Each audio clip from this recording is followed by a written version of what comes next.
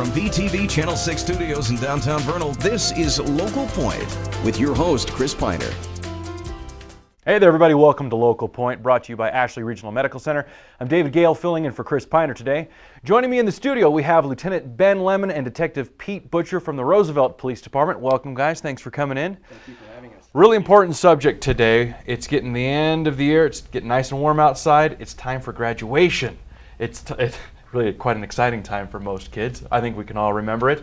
But you have some tips for us. But first, let's talk about what happens in the mind of a teenager when they reach this point in schooling. Well, every year at this time of the year, and by the way, graduation this year will be May the 25th. At this time of the year, we have students who have been in school for 12 years. They're excited, emotions are high, they feel a sense of accomplishment, and they want to celebrate. Sure. Some of the students want to celebrate in a controlled environment. They may choose to go with friends to a friend's home and celebrate. A group date, if you will, and some choose to celebrate in an uncontrolled environment, and oftentimes believing that they can enhance the celebration by using drugs and or alcohol. And that's when it becomes a significant concern for us. We're going to be talking today about communication with parents, parents with children, and taking some proactive approach or steps to decrease the possibility of these children getting into a bad situation on graduation night. So what they found is if families will take some time and plan out the activities for the members of the family beforehand, the chances or likelihood of people getting into trouble are a lot less. They're decreased. So one thing that families can do is to know what activities are going to go on that night, who they're going to be with, and to keep contact with them. It's a great idea if they don't have a cell phone to give them a loaner cell phone for the night. Have a list of phone numbers where they're going to be at and with whom, and then set up a predetermined time of when are they going to be home. What are the plans to keep this a safe evening? Sure. Now, a teenage kid in that situation, I can imagine may feel, well, don't restrict me. This is my night to have fun. So, how do you approach that situation? It's interesting. There was a recent study that reveals that students whose parents talked to them, had frequent conversations with them about drugs and alcohol, were 31% chance of less of using drugs, and actually the ones that the parents did not speak with them. 37% were more likely to have used drugs within the last year. 7% of those students whose parents had open conversation with them about drugs and other things were less likely to use drugs. Wow, so it's just that simple, having a connection and a relationship and talking can statistically make all the difference in the world. Absolutely. And having set rules, consequences if the rules aren't adhered to. And again, we mentioned the cell phones, and it's really important that the parents know where the children are throughout the night. And if the child says they're going to be at a place, it's not wrong for a parent to call that friend's house and verify that the child is actually there. A lot of parents do not like their children to have cell phones, but we encourage parents to have them on this particular night. If the child isn't home at that pre-designated time, then they need to get on the phone and call and find out where they're at.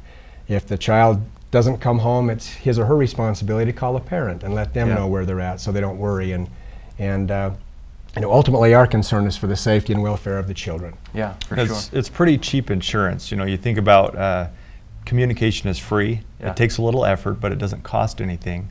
But the lack of communication increases the likelihood that somebody's going to get into some trouble. And trouble often equates into dollars, right? Right. You get into a wreck, or you get arrested and you have to go to jail, or you get a ticket and have to pay some money. And so what we want to see is people communicate with their children, and then the likelihood of it happening after they communicate is significantly decreased. And we want children to a couple of things: be aware of their environment throughout the graduation night, and to have a plan.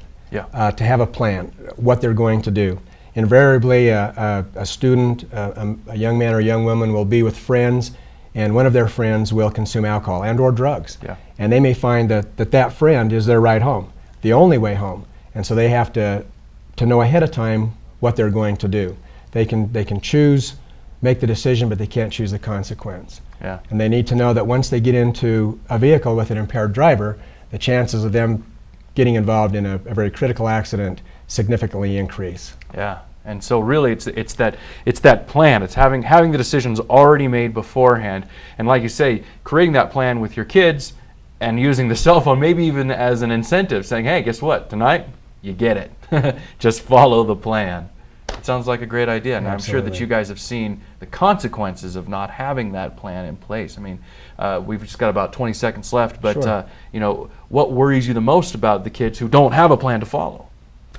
That they're going to be involved with peer pressure, that there's going to be an opportunity for them to participate in the use of drugs and or alcohol, and because of peer pressure and wanting to belong and want to be a member of the group, they're going to consume. Yeah. And then we get called oftentimes at the end result of a bad Yeah. accident, someone going off the road, or young people having critical health issues and admitted to the hospital because they've overdosed on either.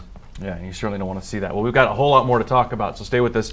Right after this message from Ashley Regional Medical Center, we'll talk more with Lieutenant Lemmon and Detective Butcher about what you can do for your kids this graduation. Be right back. Hello, I'm Cy Hutt. I'm the CEO at Ashley Regional Medical Center. You know, these days you hear the word quality a lot in advertising, but there's a big difference between talking about quality and practicing it. At Ashley Regional Medical Center, quality means two things.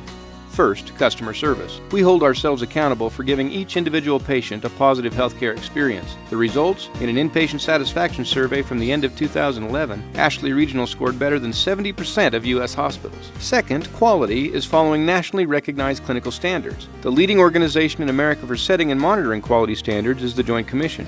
In fact, Medicare uses a Joint Commission to ensure that its policies and rules are in effect, to protect patient safety as well as improve treatment results. Ashley Regional Medical Center has been Joint Commission accredited since 1996 and is the only hospital in Northeast Utah accredited by the Joint Commission. So what does this mean to you? When you need hospital care, you can be confident that Ashley Regional is committed to and delivers quality care to you and your loved one. In my world, I need a phone that works. Sure, some folks might want the latest fancy phone, but at the end of the day, if my phone can't make a call where I work, it's nothing more than a shiny piece of useless metal. With more cell sites locally than any other carrier, Strata Networks can proudly claim the most advanced and reliable wireless network in the Uinta Basin. Strata Networks. We work where you work. Hey there, everybody, and welcome back to Local Point. Again, joining me is Ben Lemmon and Pete Butcher of the Roosevelt Police Department. We're talking about, of course, graduation day and some of the dangers involved there. We have ourselves some visual images, some props here. Tell me what you got. Well, we have a steering wheel from a 1979 Ford pickup, and we have with it a bottle of rum. And a lot of people decide to combine these two on graduation night. Bad idea. Bad idea. Especially if you're under 21. Utah Okay. has a new addition to their under 21 or not a drop DUI law. Okay. What that says is if you're under the age of 21, so say you're 16 or 17, Sure. and you have just this much of this bottle, so just one little sip, you're driving under the influence of alcohol. So you don't have to be officially drunk. You don't have to be 0.08. You just have just have to have have any any- measurable amount of Okay. alcohol or drugs All right. in your system, and you get stopped.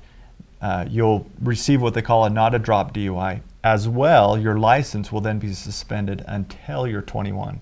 So potentially 5 years Wow. suspension just for taking the decision to drink that much That out of this much. bottle.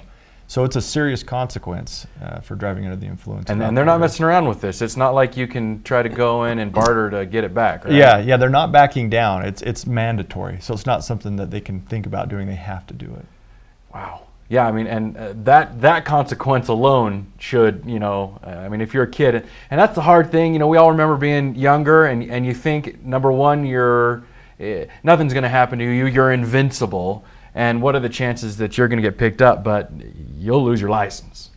Gone till you're 21, and you kind of need it. You get out of high school, you probably want your license back. So, obviously, consequence number one, No alcohol when you're driving, but No the alcohol. consequence is you'll get arrested. Second consequence, your license is lost. Yeah. So. Better that than losing your life. I mean, because that's the other thing. You don't. If you get arrested, you're probably lucky. You didn't get into an accident. Nobody got hurt. That's the other side of things. So that night, graduation night, police officers like yourself, what are you going to be out doing? Well, first of all, there's going to be increased patrol throughout every city and county here in the Uinta Basin. I know that a lot of young people like to go to the mountains. They like to go to the beach. They like to go to the reservoirs. There will be officers there periodically throughout the night.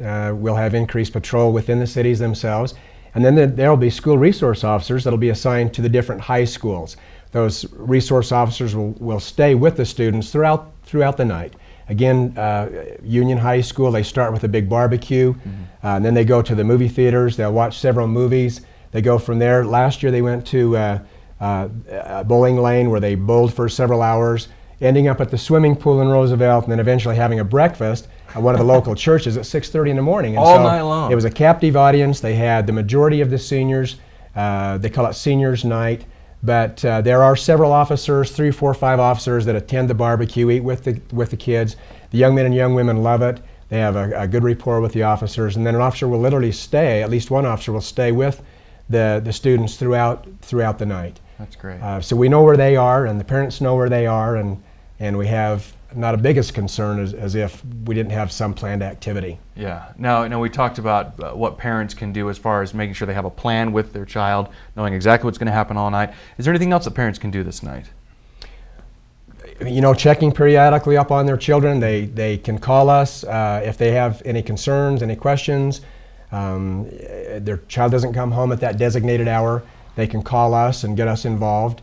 We're there for them. Again, ultimately, our focus is on the safety of their children, making sure that everyone gets home safely and is in bed that next morning, and we don't have the casualties like we hear about periodically. Yeah, and I'm always afraid that kids, again, thinking that they're invincible, will think, well, yeah, I've heard about other kids who've crashed and died, but that doesn't happen anywhere near me. It's not going to happen to me.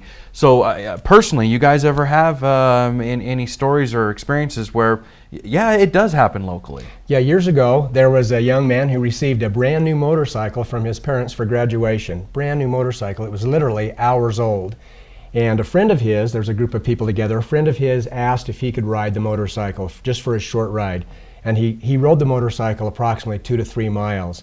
But maybe not being totally familiar with that motorcycle, certainly speed was a factor. He was going well over the speed limit, went off the road, rolled the motorcycle, and was killed instantly. Children, young men and young women need to know that they have their entire life in front of them. Yeah. And the choice that they make, good or bad, can have major consequences on the rest of their life. And again, they can choose, we all can choose, make a decision. We have the right to make a choice, but we do not have a choice of the consequences. We can't choose those consequences. And so we just encourage young people to make the right decisions, make the right choices, abstain from alcohol and or drugs, and preferably be with other people. We like young people to be in groups at that particular time. Yeah. And the best is when they're in a controlled environment like we have at the high schools, where they're there the entire night with chaperones and with police officers, and everyone that you talk to that have ever been involved in a senior night have an absolutely wonderful time. Yeah, for sure. Well, that just about does it. I was going to ask one more question. We only got a couple seconds left. Let me thank you guys for coming in. Again, plan for your kids. Most important thing. Give them a cell phone. Make sure you know what they're doing all night long. Thank you for watching for today's show. That's all for now. Please join us next time right here on VTV Channel.